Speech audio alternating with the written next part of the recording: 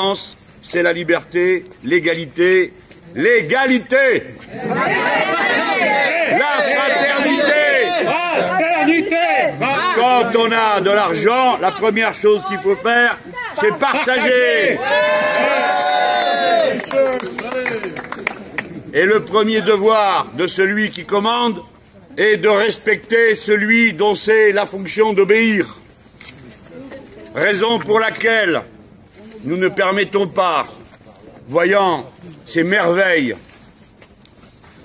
cette manifestation parmi d'autres du génie humain, ces beaux objets derrière lesquels il y a tant de travail, tant d'intelligence, que sont ces bateaux, que cette intelligence, ce savoir-faire, soit dispersé dans des consommations ostentatoires qui sont une offense au bon sens et un attentat souvent contre la nature.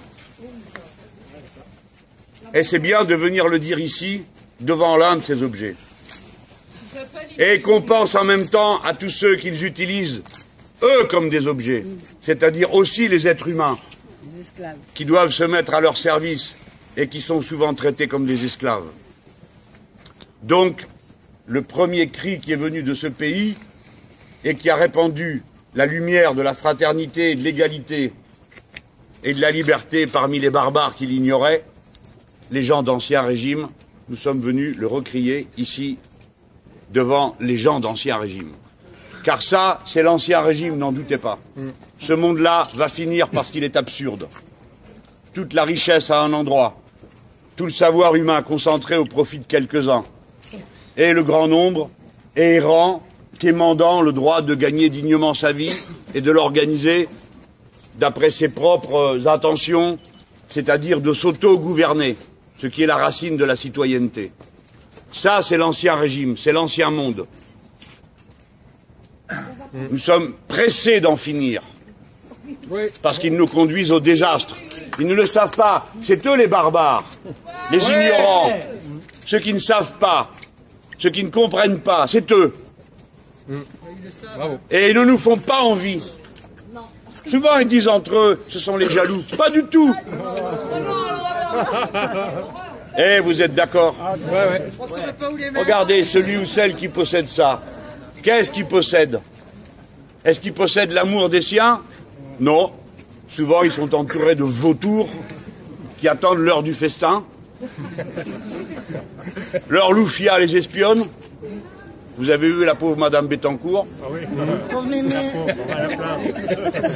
Mais quand on voit ça, on comprend. Hier, j'étais au Carlton, les amis, avec la CGT. C'est la CGT qui a fondé le Festival de Cannes, hein. Faut le savoir. Hein. Ben oui, j'y viens. Tu vas voir, j'ai tout appris, là. Depuis que vous m'avez reçu, là, je sais tout maintenant. Ah oui, ça, alors là, ça leur fait la barbe. Hein. Donc on était à la CGT, avec la CGT du Carlton, alors j'allais, je venais là-dedans. Évidemment, qu'est-ce que c'est le Carlton? Rien, absolument rien. Des murs, une marque, et tout le reste c'est du travail humain. Du savoir-faire, de l'intelligence. Vous croisez un type ou une fille, bon alors il fait le room service, ou il nettoie la chambre, mais il parle 2 langues. Il parle 3 langues. Faites pas les malins, vous parlez combien de langues, vous? Hein? Ouais, et encore, je regarde pas l'orthographe. Il nous rabaisse, là. Eh bien, tiens, par rapport à un employé du Carlton, c'est pas à la mesure de tout le monde. Hein. Bah, tu saurais le faire, toi? Il me critique, lui. Ah non, moi, j'ai rien dit, moi. Il a cherché la fermeture, il l'a trouvé. Bon, c'était ça, vous voyez. Et je regardais ça, bon, il y avait un monde fou dans ce hall, hein. Et je me disais, au fond, je comprends qu'ils aient tellement peur de nous. Je dis nous, hein, je m'assimile, moi je parle pas 3-4 langues comme un employé du Carlton. Voilà ce que je me disais. Je comprends que ça leur fasse peur d'être continuellement entourés de braves gens, mais qui savent exactement ce qu'ils veulent. Ils faisaient leur service, ils avaient le badge pour défendre leur outil de travail, le Carlton. Et oui, c'est un outil de travail, c'est un bel hôtel. Tiens, le voilà. Au début, je croyais que c'était pour défendre le mandat Rome, parce que le gars, il vient vers moi avec ça, je lui dis non, ça m'intéresse pas. C'est important de voir ça. C'est le travail humain, les salariés, les travailleurs qui font tout. Il n'y a pas de réalité en dehors du travail.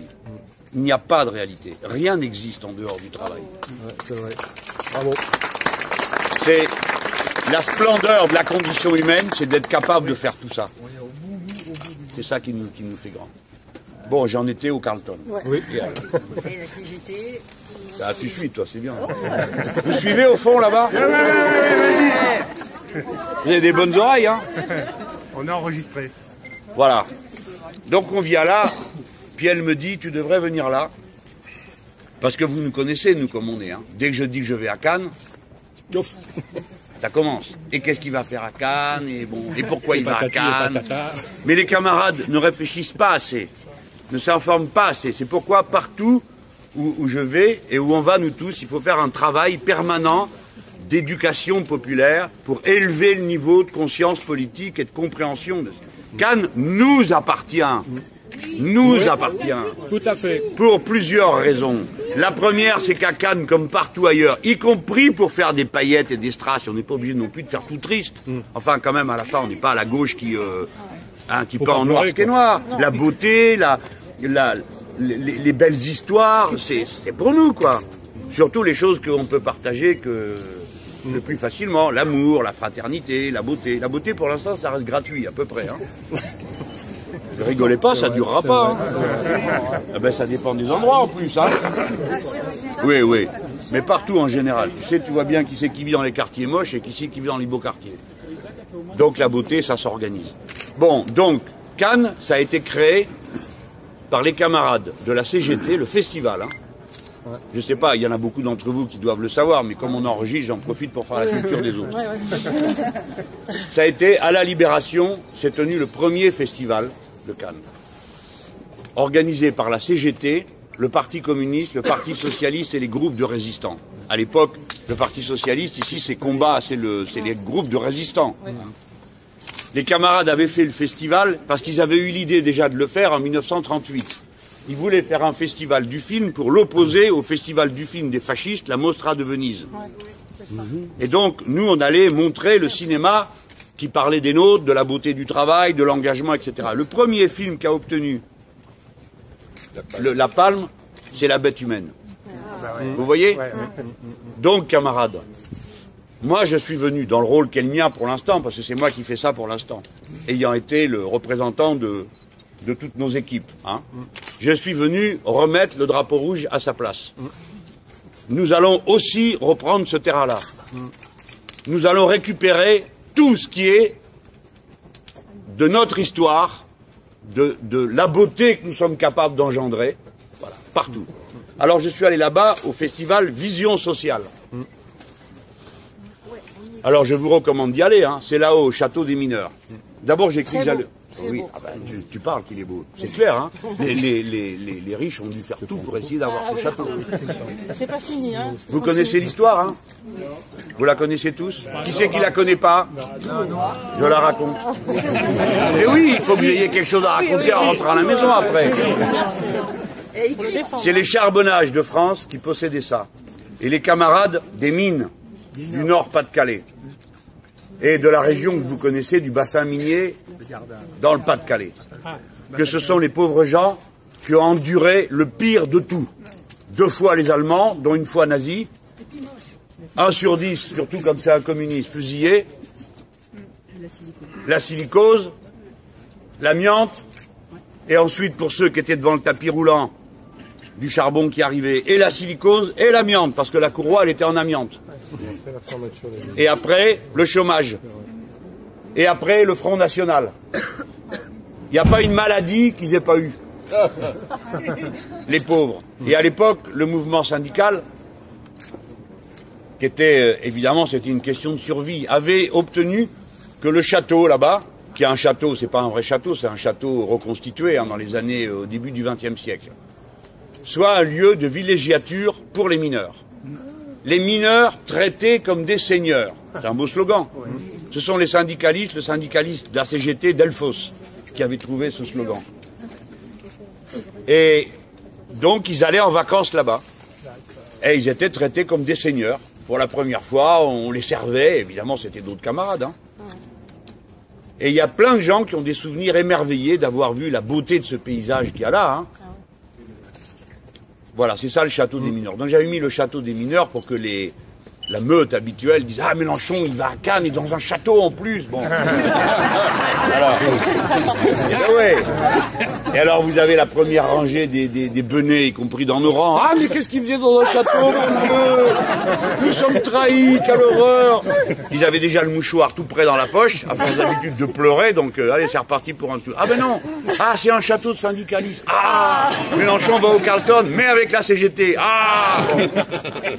Mais oui, il ne faut pas douter comme ça, on sait ce qu'on fait. Et c'est là-bas qu'a lieu le festival Vision Sociale. Et on a vu le film de Mordia, Le Grand Retournement. Vous allez le voir aussi, s'il vous plaît. C'est un film, qui est-ce qu'il a vu déjà? Levez la main. Ah, c'est bien. C'est bien. Ça raconte Envers, c'est une pièce de Lordon. Lordon est un économiste, un sociologue que vous consultez peut-être... Il a écrit une pièce en alexandrin. En alexandrin, c'est un vers de 12 pieds. D'accord? Et monté jusqu'au fait, il aspire à descendre. Bon, ça, c'est Corneille que je vous récite. J'ai pas appris encore du Lordon par cœur, mais ça va venir. Bon, enfin, disons que c'est un peu plus didactique, Lordon, par rapport à Corneille ou Racine. Bon, enfin, c'est bien quand même. Hein. Le texte est très didactique, donc on explique la crise, mais c'est en alexandrin. Alors, évidemment, vous avez toujours la rangée de service pour dire « Ah non, c'est pas pour les ouvriers. » Mais si, les ouvriers aussi, ils aiment les alexandrins. Nous ne sommes pas des barbares. Voilà. Et donc, le Mordia a bien utilisé le texte et il met en scène des banquiers, des conseillers, un personnage qui représente en gros le président Sarkozy, mais sans le caricaturer parce qu'au fond, ils sont interchangeables, ces gens. D'accord. Mais oui. Les larbins politiques des puissants, il n'y a que la tête qui change. Mais le reste, c'est pareil, quoi. Oui. Alors ça, on le voit bien. Et on voit l'arrogance des banquiers, et ça se passe dans une usine désaffectée. On imagine qu'elle est partie. C'est très beau. Allez voir ça. On ne s'ennuie pas du tout. Après, on prend la cadence, la phrase en alexandrin, et le temps de rentrer dedans, et hop, ça y est, ça part. Là, je vous raconte tout mon voyage. Et donc, le grand retournement, ça décrit l'ennemi contre lequel nous sommes en train de lutter. Et la folie du système, elle finit sur ce quai. C'est-à-dire, toute cette prédation du travail humain, tous ces arrangements continuels pour accumuler des sommes dont les possesseurs ensuite sont aussi embarrassés que réjouis. Parce que c'est tellement considérable qu'il faut en faire quelque chose, il faut le placer le lendemain, mais d'une bonne manière, parce que sinon vos actifs seraient dépréciés et les autres diraient « Ah, celui-là, il gère mal ses affaires ». Imaginez, il ne prend que du 4%, que du 4%, alors qu'on peut faire du 18% chez Lehman Brothers, on peut faire, chez Madoff, on fait même du 20%, du 20% chez Madoff. Un quart, un cinquième du travail, de l'effort et de la peine uniquement pour ramasser pour une personne qui en fait un chiffre dans la peau des mégabits qui tournent autour du monde réel, mais qui n'existe pas et qui peut être autodétruit par une machine qui a un bug. Et à la fin des fins, tout ça pourquoi? Pour ça. C'est-à-dire pour être tout seul dans une espèce de grosse villa flottante, entourée de gens qui peuvent vous dire que oui, notre bon maître, oui, notre monsieur, et peut-être même pas une fois, oui, mon amour. Tout ça pour ça. Et tant de destruction, tant de saccage pour ça. Pour que... Ils sont même pas dedans, on me dit que c'est un parking. Mes amis, quel beau bateau nous aurons à notre disposition bientôt. Les gens, on leur fera un circuit. 8 jours au château des mineurs, 3 jours pour la croisière, hein, et ainsi de suite. Et le ski à Courchevel. Les Mila, il me dit Piel. Pour les réunions politiques. Tout ça, pour ça, il faut que Piel nous fasse vite maire d'Antibes. Ceux-là, ils ne vont pas voter pour toi. Alors là, ils ne votent même pas sur... Heureusement qu'ils ne votent pas. Heureusement qu'ils votent pas. J'allais le dire.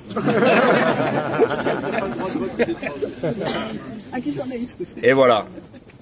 Alors puis elle me dit, viens là, parce que tu peux pas venir. Vous savez, vous le savez pas parce que vous êtes dedans, mais la beauté des lieux finit par attraper tout le monde. Et moi, je suis comme beaucoup d'entre vous, je suis sensible à la beauté des lieux et de la mer Méditerranée, qui est la mer du monde, à mon avis. Hein. C'est un peu prétentieux, parce qu'il y en a d'autres dans d'autres endroits du monde qui disent autre chose. Hein. Mais moi, je m'en fous, je suis d'ici. Tu es d'accord avec moi? Mare Nostrum. 2, 3, Mare Nostrum. Mais Nostrum, nosotros. Al final. Antes hay que trabajar. Hasta la victoria siempre. Claro. Alors, les amis. Donc Pierre, il me dit, viens parce que tu vas, sinon, quoi que tu fasses, tu seras attrapé. Et il faut venir à l'endroit où est la blessure la plus forte. Entre la richesse et la pauvreté. Entre ceux qui possèdent tout et ceux qui n'ont rien. Et c'est pas pour faire nous ne faisons pas du misérabilisme. Nous exprimons non seulement un sentiment humain de fraternité, de compassion, à l'égard de l'humilié, de l'opprimé. Nous exprimons un attachement à un camp. L'autre soir, j'ai été voir le film Les Jours Heureux. Et à la fin, il y a un gars qui dit ça. Il dit, quand tu es du côté des opprimés, tu peux faire des erreurs. On en a fait. Tu peux faire des erreurs. Mais tu ne te trompes pas de camp dans l'humanité. C'est vrai. C'est vrai. Ouais. Bravo. D'accord. C'est un fil. Et ça nous crée des liens avec beaucoup de gens. Vous voyez, nos camarades en Amérique latine, souvent, sont influencés et ont une foi religieuse qui les rattache au Christ. Ça y est, c'est qui? C'est une copine. C'est une copine qui est tombée à l'eau. Mais qui est-ce qui est tombé à l'eau? Contrairement à ce que vous pourriez croire, tout ça est une belle démonstration. Viens, Pierre. Si une personne tombe à l'eau... Tout va bien, tout va bien. Si une personne... D'abord, le copain, il va bien. Si une personne tombe à l'eau, la première chose que vous faites, comme vient de le faire Michel à l'instant, c'est que vous essayez de le tirer de là. Ça, c'est votre instinct humain et votre culture qui fait que vous n'avez pas besoin qu'on vous fasse 2 heures de discours pour savoir ce que vous avez à faire. C'est tellement ancré en nous qu'il y a des gens qui ont fait des études de comportement. Si vous avez un gosse qui tombe, quel que soit l'âge ou la situation de l'adulte qui est debout, quel que soit son âge, il se précipite en avant. Quelle que soit la situation. Et là, vous avez vu, Michel est allé à l'eau pour aider le camarade à remonter. Ça, c'est ce que nous faisons tous, c'est ce que nous sentons tous dans notre cœur. C'est une dimension essentielle de l'espèce humaine. Si nous n'avions pas été comme ça pendant le temps long, des 100 millions d'années qu'il aura fallu pour qu'on en soit où on en est, si on n'avait pas été comme ça, on n'y serait pas. C'est la solidarité, davantage que la compétition, qui a fabriqué l'espèce humaine comme espèce humaine. Ce que nous disons en politique, c'est un prolongement raisonné, rationnel, organisé, méthodisé de ça, de ce qui est un acte seulement individuel, de l'un vers l'autre, pour en faire un acte de la société tout entière envers chacun. C'est ça, le système politique dont nous nous réclamons. Voilà ce qu'il faut comprendre. Ça, c'est de la philosophie politique, et on fait de la politique pour des raisons philosophiques. Il n'y a que les autres qui croient que c'est seulement la feuille de paye qui motive à devenir un rouge. Ou une rouge. Ou un rouge à ma manière, pour ceux que ça gêne. Hein, bon. Bleu, blanc, rouge avec beaucoup de rouge. Oui, il y a du vert aussi. À la fin, ça fait bizarre, mais bon, comme drapeau. Mais vous me comprenez. Ce qui est important à voir, c'est que eux, ils sont dans l'autre sens. Ils disent ce qui fera le bien de tous, c'est la compétition de chacun contre tous les autres. Et si chacun fait pour le mieux, tout ira mieux à la fin. C'est faux. Il n'existe pas un endroit où cette règle est fonctionnée autrement que pour quelques-uns qui, à la fin, se retrouvent tout seuls. Mais le pire de tout, là, le camarade, Michel, il est syndicaliste. Il n'y a pas de différence entre ce qu'il fait en donnant le coup de main au camarade qui est tombé dans l'eau, qui n'a pas regardé derrière lui, que ce qu'il fait dans son activité syndicale. Il est construit d'une seule pièce. Et nous, comme personnes humaines, nous devons nous efforcer de nous construire d'une seule pièce autour des valeurs auxquelles nous croyons en politique et que nous devons retrouver dans notre vie et l'organisation de notre quotidien. Voilà pourquoi c'est en quelque sorte, en pesant le mot, quasiment une religion civile que d'être du courant des Lumières. Alors maintenant, je vais finir pour vous dire pourquoi ces gens sont à ce point dangereux. C'est que non seulement, pour qu'ils puissent faire ça, il faut que les uns soient opprimés par les autres. Il faut qu'il y ait des pauvres pour qu'il y ait des riches. Je m'arrête encore un instant sur ce point. Pardon, hein, ami, je m'arrête sur ce point. Parce qu'il y a des camarades, je leur dis, ils me disent, ah, j'ai entendu ça une fois, il n'y a pas plus grosse bêtise. On me dit, ah ben moi ça m'ennuie pas qu'il y ait des riches, ce qui me gêne c'est qu'il y ait des pauvres. Mais non, il y a des pauvres. La première fois que j'ai entendu ça, il m'a fallu le temps de comprendre que la personne qui me parlait ne voyait pas le rapport qu'il y avait entre les riches et les pauvres. Et vous avez plein de gens qui croient qu'il n'y a pas de rapport entre les deux. Parce que dans leur tête, le poison est entré. Et ce poison, c'est que les pauvres sont responsables de leur pauvreté. Et que les riches sont les auteurs de leur succès. Et vous entendez continuellement dire ça. Ah ben il a pris des risques, c'est normal qu'il ait beaucoup d'argent. Mais moi, je me lève chaque matin, je prends des risques. Je dois descendre l'escalier. Chacun d'entre vous va au boulot, il prend des risques. 565 morts par an au travail. 117 par jour estropiés à vie. Qu'est-ce que c'est que cette histoire des risques qui devraient être récompensés? Le risque, il n'a pas à être récompensé. Il se satisfait de son succès. Regardez la plupart de ceux qui font bien leur travail. Ils sont contents de leur travail, mécontents de leur paye, mécontents de leur travail. Ça suffit à remplir le cœur d'une personne. La cupidité n'est pas le seul moteur. C'est pour ça, pour qu'ils puissent être riches, il faut que l'accumulation ait été rendue possible. Et pour que l'accumulation ait été rendue possible, il faut que les droits sociaux reculent. Et quand les droits sociaux reculent, tout le monde recule. Et au bout de la file, il y a le pauvre, c'est-à-dire celui sur lequel a reculé tout le mur, comme le camarade qui est tombé à l'eau. Et oui. Et une fois qu'il est tombé, s'il n'y a pas une main pour le ramener sur le quai, il se noie. C'est ça qu'il faut comprendre. Et on ne peut pas vivre heureux dans un océan de malheur. La preuve, là, il n'est pas là, bon. Mais déjà, il y a nous. C'est l'avant-garde, hein. Vous nous regretterez. Parce que nous, bon, ça va, on est polis, on suit le bord, on a mis une corde derrière. Oui, mais il y a pire. Mais attendez, il y a pire, il y a plus déterminé, hein. S'ils veulent rien savoir, ils se le font prendre de toute façon. Donc, pour qu'il y ait des riches, il faut qu'il y ait des pauvres. Et il faudra le répéter sans arrêt. Et c'est pas par hasard que le pays qui a jamais été aussi riche de son histoire est record d'Europe des millionnaires en dollars. À l'époque où il n'y a jamais eu autant de pauvres qu'il y en a aujourd'hui dans notre pays. Tout ça est lié. Mais il faut l'expliquer. Sinon, les gens croient ce qu'on leur a dit. Que ce système récompensait ceux qui prenaient des risques, qui sont les plus malins, les autres ils sont tellement bêtes qu'ils sont pauvres. Et au milieu, il y a ceux qui sont ni bêtes, ni intelligents, c'est nous tous. Voilà. C'est ça qu'ils arrivent à faire passer. Et puis ils nous dressent. Les maîtres ne vous dressent pas parce qu'ils mettent des fois des instruments de répression. C'est pas comme ça qu'ils vous dressent. Ils vous font rentrer dans la tête des images, des constructions de vous. C'est ces constructions qu'ils célèbrent, qu'ils mettent en scène. Une masse de spectacles culturels qui sont une ignominie. De l'angoisse, de la mort, de la pulsion, du sexe déshumanisé, du meurtre. Une célébration des personnages sempiternellement répétés. Le voyou, au cœur tendre. Le flic, ripou, mais tellement cool. Ces personnages qu'on voit sans cesse, se nourrissant de situations pourries. C'est ça qu'on vous fait rentrer dans le crâne. Pas à nous, hein, la preuve, on est là. Mais c'est ça qui distille. C'est pas neutre, la production culturelle. Et la révolution citoyenne à laquelle nous aspirons, elle n'est pas seulement civile et politique, mes amis. Elle est culturelle. C'est dans les images. C'est dans la représentation du monde.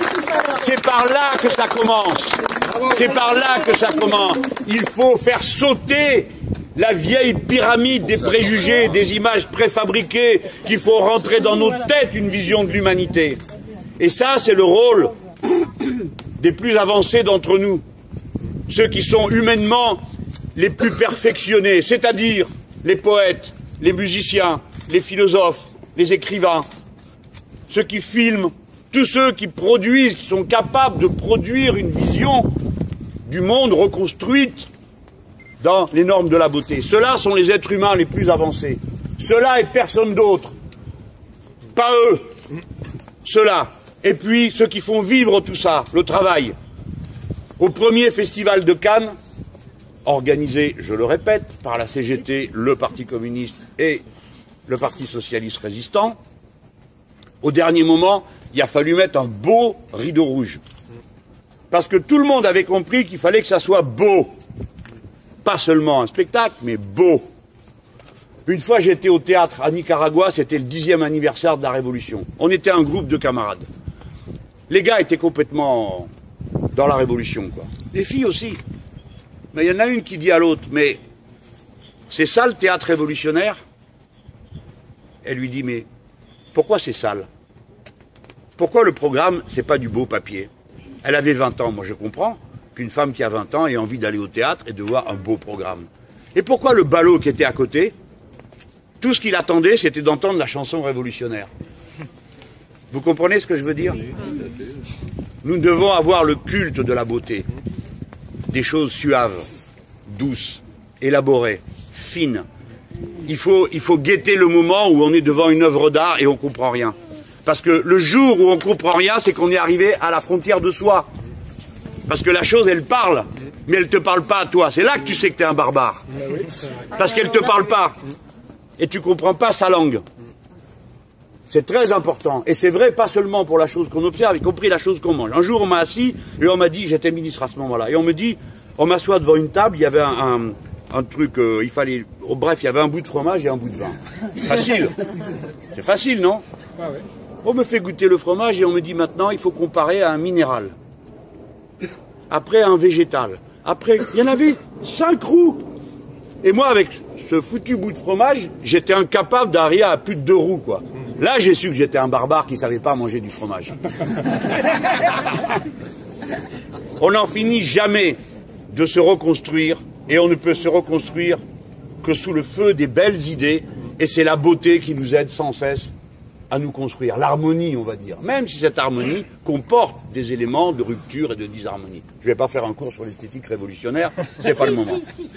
Où j'étais? Toi, tu suis. Alors, avant que je fasse la digression, ah ben voilà, elle se rappelle. voilà. Chavez, il parle 3 heures. Hein. Il parlait. Le théâtre. Voilà. Non, le théâtre. Merci, camarades. Nicaragua. Donc, non, on était sur le théâtre et les rideaux rouges. C'est donc les camarades de la CGT ont cherché qui était capable de régler ce problème. Et sont venus des ouvrières d'une entreprise de Toulon qui faisaient de la couture. C'est ça, camarades? On était de Cannes. Voilà. De Cannes. De Cannes. Et elles ont cousu, c'est lui qui me l'a raconté, elles ont cousu le rideau rouge à toute vitesse pour qu'il y ait un beau rideau rouge quand on allait commencer le festival. Voilà. Et alors, c'était quoi le rapport avant avec avant? Interro écrit. La beauté. La beauté. On était sur pourquoi les maîtres vous déforment. Oui. Leur manière d'être, les images de la culture, et après, il y a les comportements humains qu'ils génèrent et qu'ils nous obligent à avoir contre notre gré. Quand j'étais gamin, j'étais au Maroc. Je suis né là-bas, moi. Où ça, au Maroc? À Tanger, ami. Et en bas de chez moi, la rue dans laquelle j'habitais, ça s'appelait rue Molière. C'est un beau quartier. Et en bas, il y avait un pauvre homme. À l'époque, la syphilis faisait des ravages terribles. Et vous savez, la syphilis, c'est une maladie horrible, elle saute une génération. Et le suivant, il naît, il est malade, il ne le sait pas tout de suite. Et ce pauvre homme, il lui manquait, je crois, le nez et des doigts. Et il mendiait. Et mes parents nous confrontaient à la misère. Ils ne permettaient pas de passer. Non, ça c'est la syphilis que je te raconte. La lèpre, je la connais, c'est une horreur aussi. Mais souvent, ceux qui ont la syphilis sont aveugles, des choses comme ça. Bref, cet homme souffrait et il mendiait. Et nos parents nous obligeaient à regarder en face la misère et à faire le petit geste. C'est très difficile d'apprendre à ses enfants que faire. Et maintenant, je viens sur le sujet qui m'occupe. Pourquoi les maîtres nous déforment? Parce que si vous pensez à votre gosse, vous essayez de l'élever dans des valeurs d'humanité et de fraternité. Et vous passez à côté de quelqu'un qui est couché par terre. Que vaut votre discours si vous ne faites rien? Et pourtant, nous ne faisons rien. Tous autant qu'on est. Parce qu'on ne peut pas aller ramasser chaque personne qu'il y a dans la rue. Il y en a trop. Et ils sont si mal en point qu'on ne saurait pas d'ailleurs comment se comporter. Mais voilà ce qu'ils font. Voilà où est leur pire crime. Leur pire crime, c'est qu'ils nous dressent à ne pas tendre la main secourable. Ils nous dressent à passer à côté de la misère. Des fois, nous faisons un geste parce que c'est plus fort que nous. Mais ils nous apprennent à passer à côté de la souffrance des autres sans y intervenir. Voilà leur pire crime, c'est de démonter le mécanisme le plus profond d'humanité qui est en nous, celui qui vient du fond des âges, et nous apprennent à le défaire, à nous dénaturer, déshumaniser, ce qui nous a construits comme êtres humains au fil du temps, dans la culture, dans l'histoire, dans la science, dans la politique, c'est-à-dire l'intelligence du rapport à l'autre, que l'on construit à travers le message, la poésie, la chanson, la chose qui va mettre en mots le sentiment, et puis la solidarité, et puis l'organisation de la cité. Des millénaires à approfondir cette idée et ce sentiment, réduit à néant par un dressage quotidien qui vous enseigne à faire le contraire. Passer à côté de celui qui souffre et ne rien faire. C'est pour ça qu'avec Piel, vous avez un type pas ordinaire. Écoutez-moi. J'en vois, moi, des gars, des filles. J'en vois des élus. Je ne porte pas de jugement.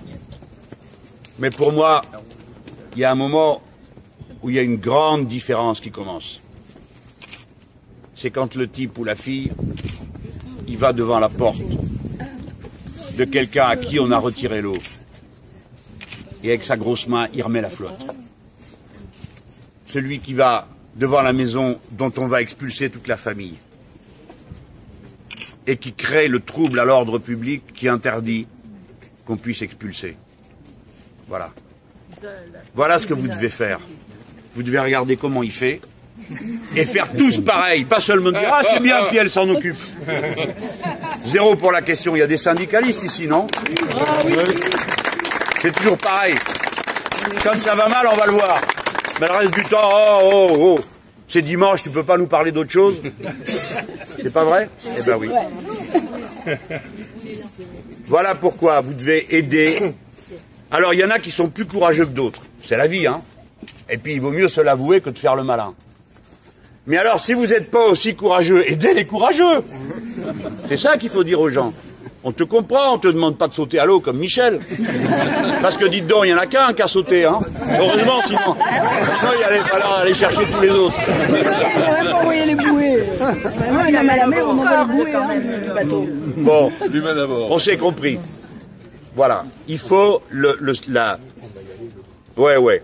Et quoi, le train m'attend? Non, on doit aller après dans une cité HLM. Ah, pardon. T'es sûr qu'on doit faire tout ça? Oui, on peut. Bon.